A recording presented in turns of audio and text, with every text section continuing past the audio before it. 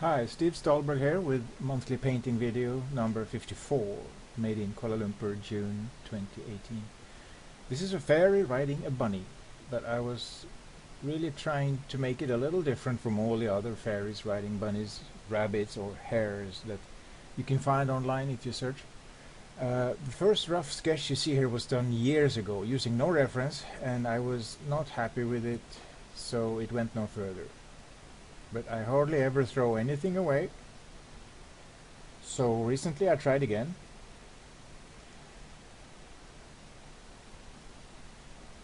That was the first one there. And this one, it's a bit better, but still not great.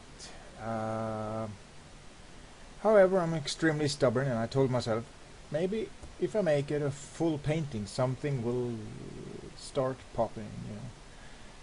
So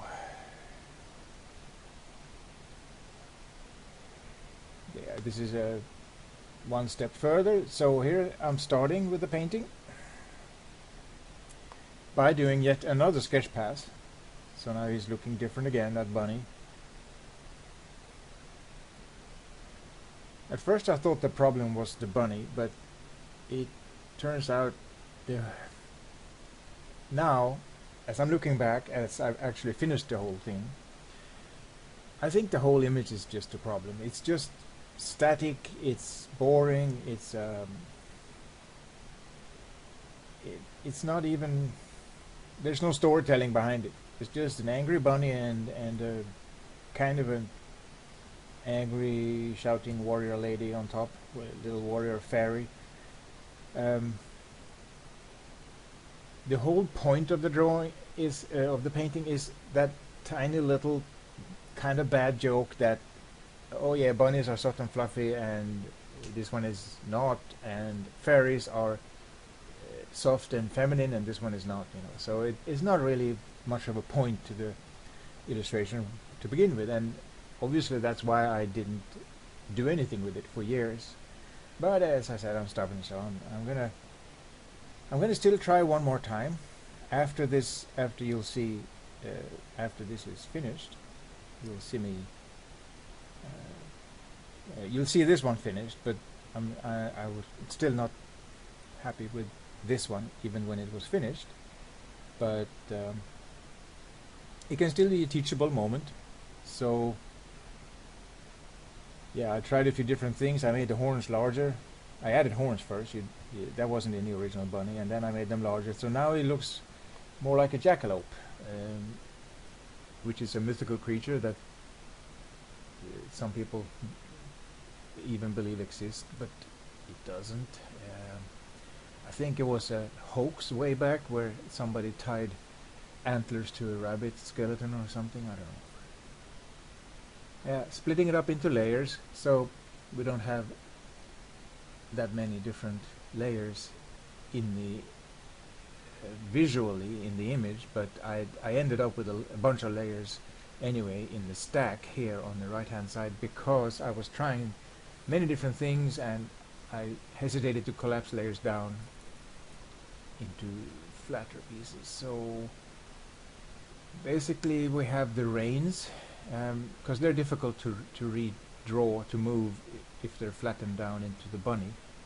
We have the saddle and the bridle stuff, all the leather gear, which is much easier to handle if it's separate from the furry bunny. And the gold bits on here, you see I'm using gradient map, my favorite tool to colorize. The fairy is gonna be blue and gold. I'm not sure why. Gold because gold is the fanciest metal, and blue to contrast to the gold. Okay, I guess basically that's my thought process. So in that case, obviously the armor is on a certain layer, specific layer, and the fairy is on. Later in the process I separated the wings out as well, because it started getting bothersome to keep redefining the arms against the wings all the time, and the background of course, with some plants. I'm doing the fairy colors here. Not sure about the colors of the bunny. I'm kind of searching my way through different colors, and it ended up being a dark bunny because I wanted some rim light, and whenever you have rim light you can't have a lot of other strong lights on the bunny, so a bit dark there. Later the fairy turns out quite light at first, but I darken her step by step, more and more through the process. The face changes completely later. I'm not happy with this face at all. It's very generic and stupid.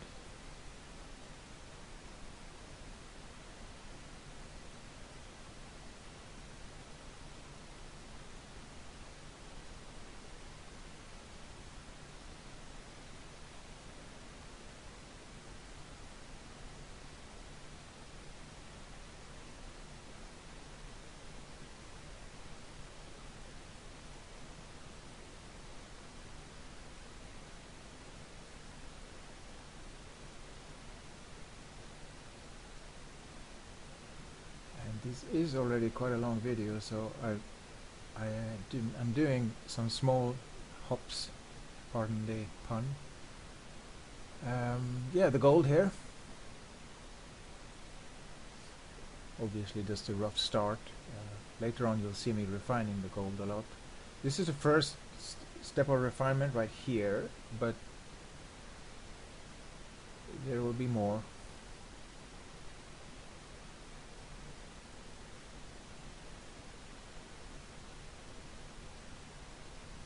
It's a little bit of the fantasy traditional fantasy armor.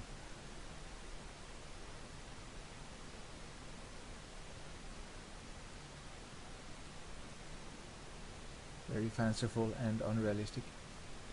But of course, a really small fairy has the weight advantage, the weight ratio advantage. You know how an ant can lift very heavy weights as proportional to its body weight, and so the smaller something is, the more it can lift proportionally. So these metal pieces on her wouldn't weigh her down at all as much as it would be if she was 2 meters tall or 6 feet or whatever.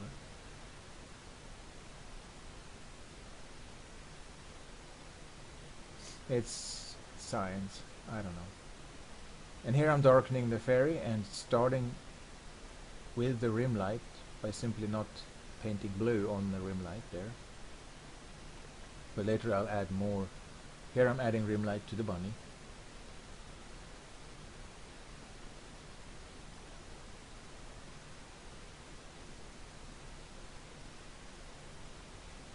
And the background is very generic still. It started out green, but later I turned it glowing blue.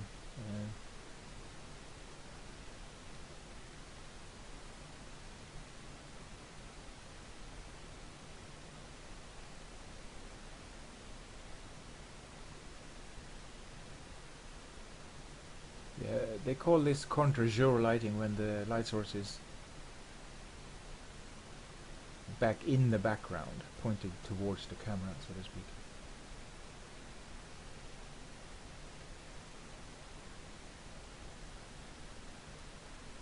It's French, and I think it's talking about jour as in daylight and contre as in contra, coming, daylight coming against you, coming in against you, against. I guess they had big windows back then in their studios. They didn't have lights like we have today, so yeah, big south-facing windows. And then sometimes if they put the model in the window, near the window, and then they put themselves in the right position, they would get this effect.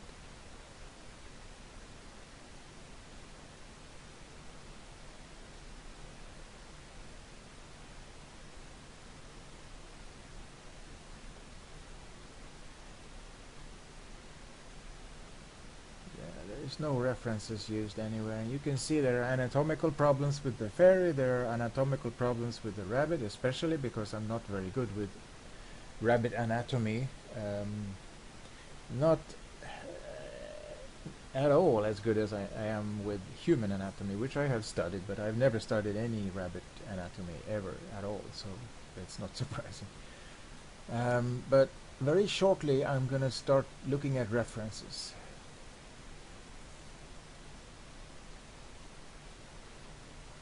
The bridle, the saddle gear. Trying a bit of photo bashing here on the saddle.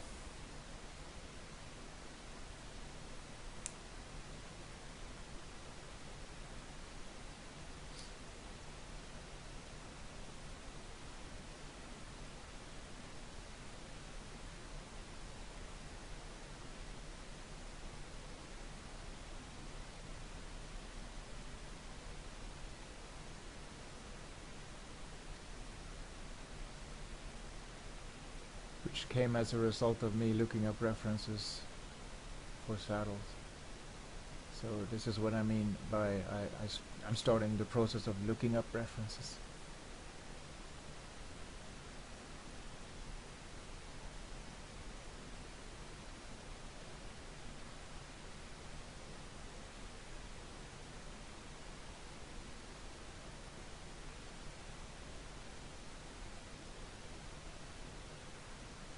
Using selections here to get sharp edges.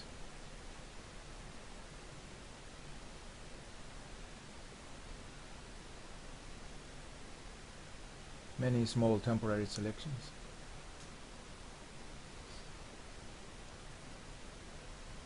Also getting sharp edges on the more permanent selection areas, so to speak. The layers that I have are locked most of the time, except when I want to edit the outlines. But when they're locked, they create these sharp edges that you see here all over the place.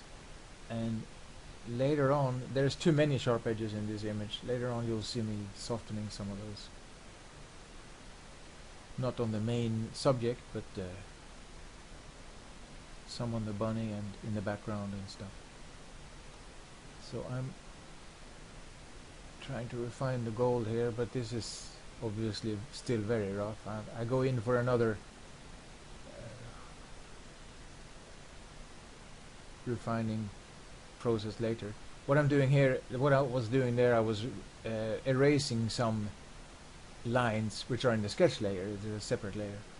Here I'm adjusting anatomy a little bit, which I will do more later. Liquify. This is the fairy layer, so to speak. And here you can see I've turned the plants blue and added a bit of a longer spirally plant there. More alien, weird fairy plants, I guess I was trying to make. Because I'm just desperately trying to make this image more interesting, which, yeah, with mixed success, I guess. It's kind of more dynamic now with the wings have been made more dynamic, and the face is, I've changed the face to something cuter. And here I'm adding stripes. I added some breath, you know, steamy breath from the we could say that the air is cold, you know, the kind of thing that a larger animal would be doing.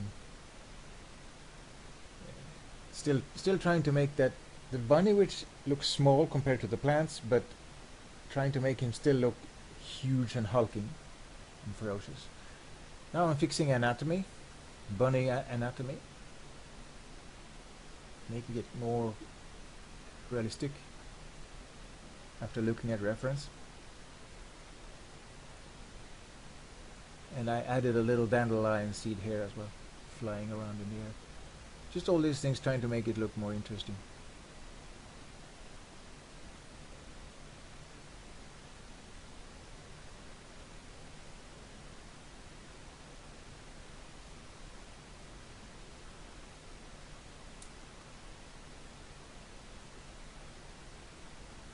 Sometimes I just move chunks around like this. I kind of photo bash with my own image. It's often, I think it's quicker than just repainting that whole area from scratch.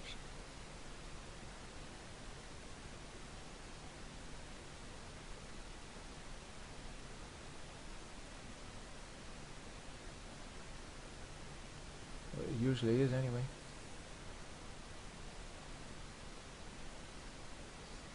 And And if you're careful not to blur and airbrush and smooth everything too much, then you get to retain whatever texture you've applied before,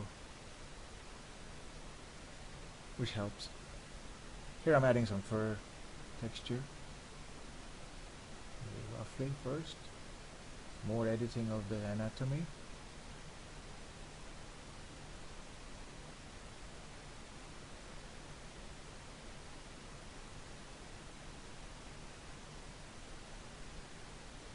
I switch the layer on and off many times just to make sure that I'm doing the right thing before I commit to it. Although I still had the other bunny saved, another original earlier bunny version saved on another layer, which I could have gone back to if I had to. Now I'm trying to blend him into the background a bit more. That's those sharp edges things that I mentioned earlier. Trying to blend in some of those sharp edges. And the stripes that you saw earlier, they were more bluish earlier, but I turned them into multiply instead, and here you can see how many layers I have. I usually don't have that many layers. It's just crazy. I have 2 bunnies, 2 fairies, I have 3 backgrounds, you know, and the original couple of original sketches down here in the bottom, and another sketch layer up top, I think, somewhere. Normally I name them. I take great care to name everything correctly, but there are a couple of layers here that haven't been named properly. But when there's a large shape like this, on the thumbnail I can instantly see what it is, so it doesn't really matter that much. With these tiny ones where I can't see on the thumbnail what it is, yeah, it's important to name the layer. And blurring, atmosphere, reducing contrast, fogging it up in there, softening outlines.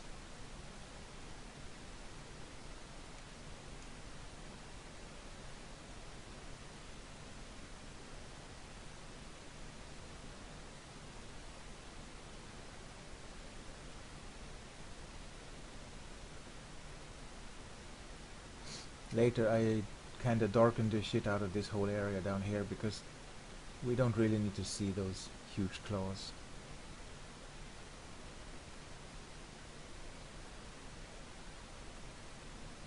I think maybe they're still there in the final, but just very, very subdued.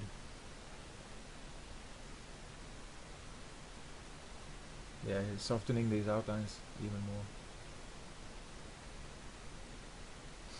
In the final image I removed this little plant which goes in front of that horn. I don't know, it just seemed too confusing. It's too spatial confusion, compositional confusion. Reducing the rim light a little bit there. You can't get too much. When you work with rim lights, you have to make sure it's not completely the same all the way around. Actually, in real life, rim lights will vary a lot. Like they will be blocked completely in some spots and completely disappear. They will be very, very thin in some other places, and then they will suddenly flare out and be very broad, and even have a corona around them of glow, a halo of light around them in some places. It is one of the interesting things about rim lights, and if you don't do that, if you just do it like a single thickness line all around your subject, that kind of ruins the rim light, ruins its purpose for being there. Yes, I started darkening the lower area. I actually did much more later, much darker. It's a common thing with me. I go one small step at a time towards a goal. I don't jump straight to the goal. I don't know if that's good or bad. That's just my way of doing it.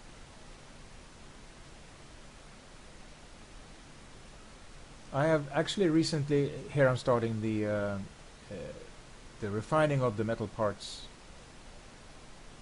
I've recently come to learn that the agile method in software development actually is similar to the method that I use in many ways in my daily life, in my art. Basically you you take small steps and you evaluate the process after each step has been taken. You first you decide where you're going, and then where you are, and then you take a small step towards where you want to go, and then you evaluate after that step. So each step you evaluate. It's a little bit like a robot walking on the moon. It has to, or on Mars, it has to walk slowly. It has to take care so it doesn't go over a precipice or something. Yeah, that's basically how I live my life too.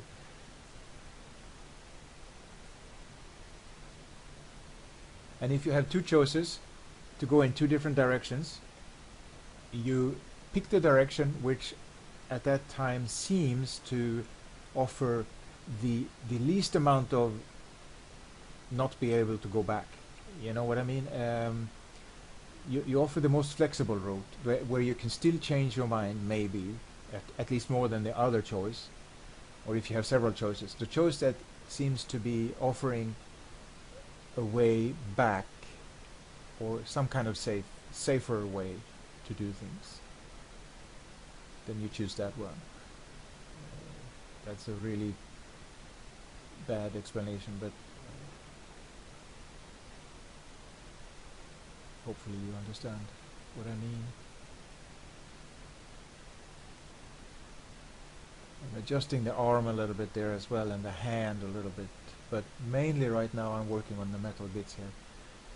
And let me explain how I'm approaching this gold here. You can see I start with the dark colors first. Well, first the outline. First, I got to fix the outline, you know, and there's an easy way to do that, to insert a layer underneath the gold layer, and then fill or cut, depending on the new outline that you want to have. You erase whatever part was outside, and you fill up whatever is inside, so that you get a new solid gold layer that has the right outline. And then I start with this darkest color, as I said first, the shadow color, the dark brown, and lay down that in a particular area. And then I do the highlights, because I already have most of the middle tones. So then I do the highlights, and then I go back to the middle tones, and I put a little bit of this reddish and this cold. You know, the cold and the warm hues for gold are very important. That's how you get a bit of life, a bit of variety into it. And her skin is mirroring, reflecting, her blue skin is reflecting, so that makes it even more,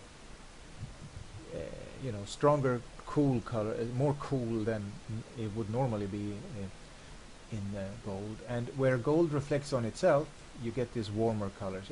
And the unsharp mask is also very useful when it comes to gold or any shiny metal, because what makes a metal look shiny is how shiny it is how strong is the contrast between the lightest and the darkest, how sharp is the transition. So if you want to have very diffuse metal, you just make sure that your transitions are blurry. Like you see this metal here right now is blurry because I haven't run the unsharp mask on it yet, but later you'll see, like here I have run the unsharp mask on the upper parts, which are nearly out of the image here, and you see they look shinier, burnished, polished, and this other metal does not. But you'll see the whole thing will start to look polished later when I get to that stage. Right now I'm working on outlining some patterning, and I'm laying down the dark color first. Like I said, this is the dark brown that goes on first, because I feel that it helps to define the shapes best.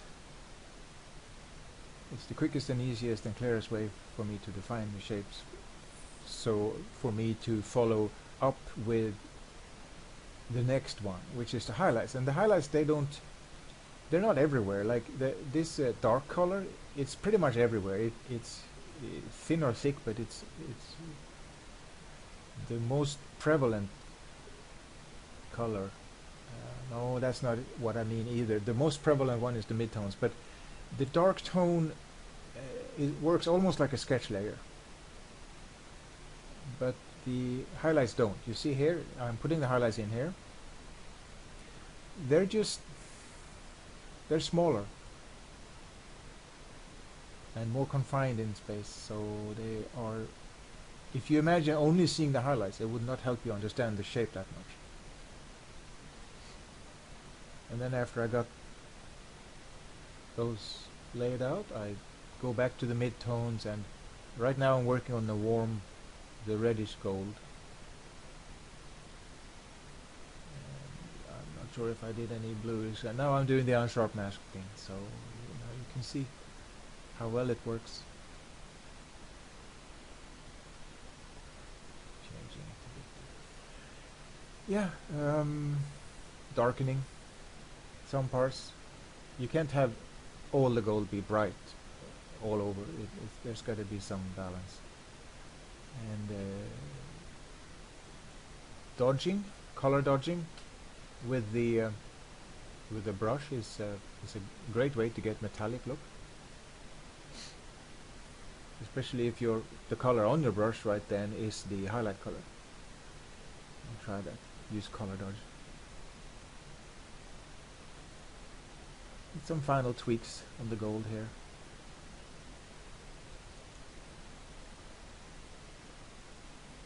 You can also use auto contrast and fade it out, in and out on shiny metal. That also helps. Here I'm working on the background.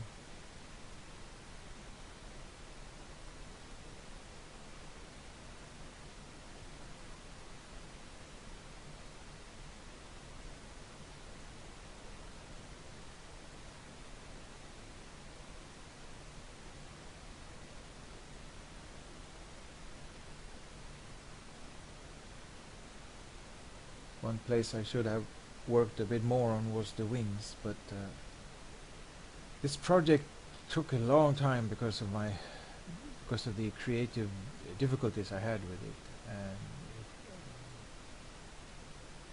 it would have gone on too long if I'd done that. So here I'm adding some decorations to the bridle, as you can see, and I will refine those a bit more later, but for now they're just basically circles of gold color with some darker bits and some brighter bits.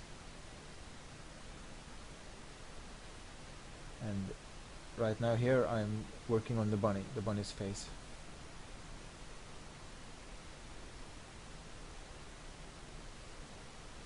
Now a lot of furred animals have darker lips. I don't know about bunnies, but I know cats have, dogs have.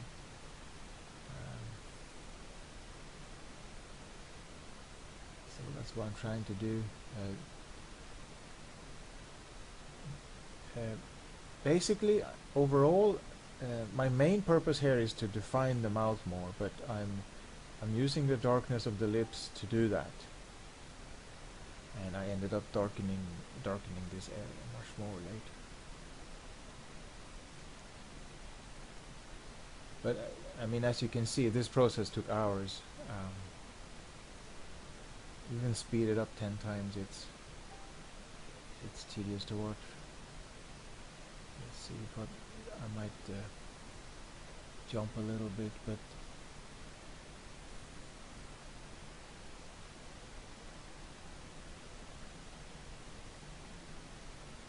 yeah, just defining stuff.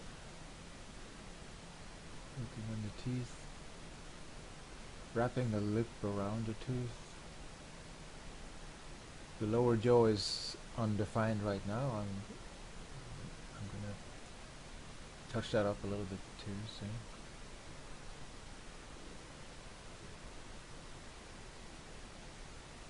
Right there. See, I'm trying to define it without making it look smooth from a distance. I try to leave idiosyncratic little areas like this. Happy accidents, some say, serendipity, stuff that I'm trying to leave stuff that came by accident in the original sketch or in the original rough layer. and not smooth everything out into just a huge amount of cluttery sort of detail, which from a distance just looks like smoothness, which is boring. So I think I managed to do that pretty well in this one area anyway.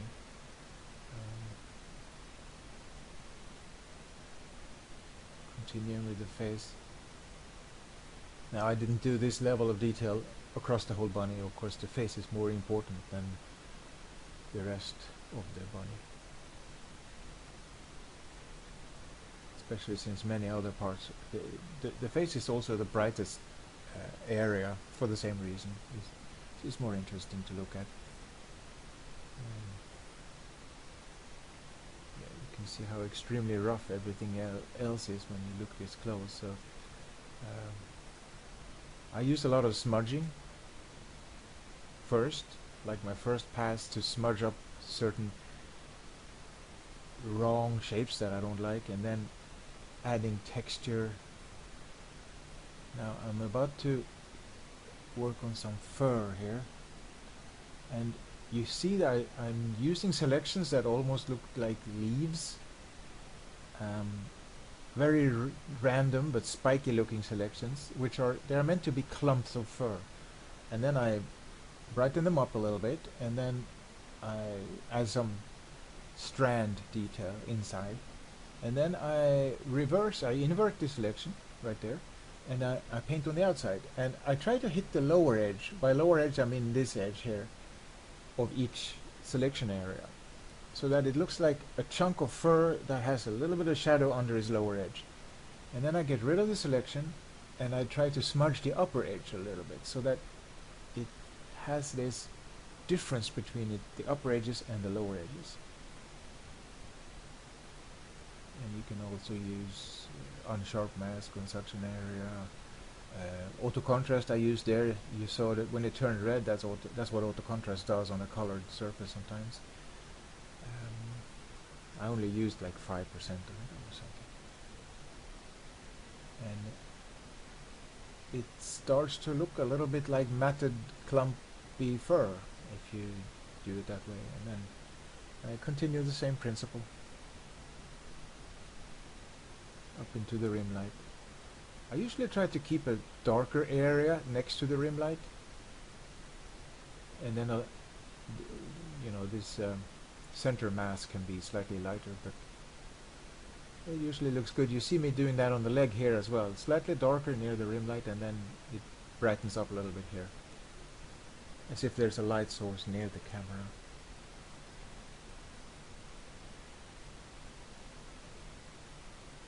And in such cases it's probably best to make that a weaker light source than the rim light and more diffuse.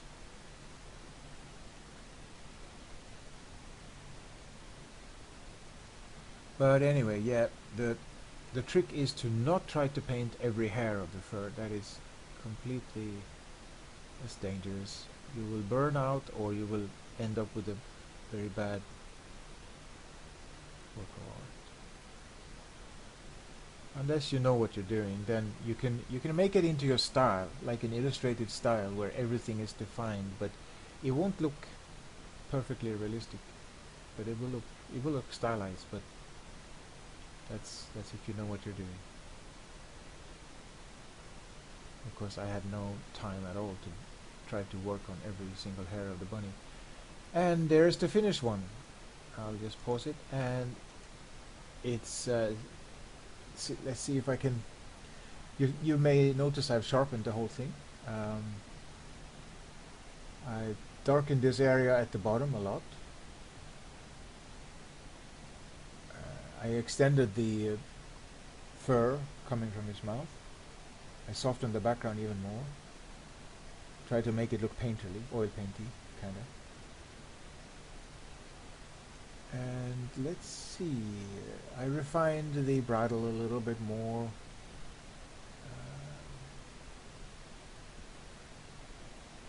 Yeah, I think that's everything. Anyway, let me know if you have any feedback or questions. Thanks for your support, and see you next month. Bye.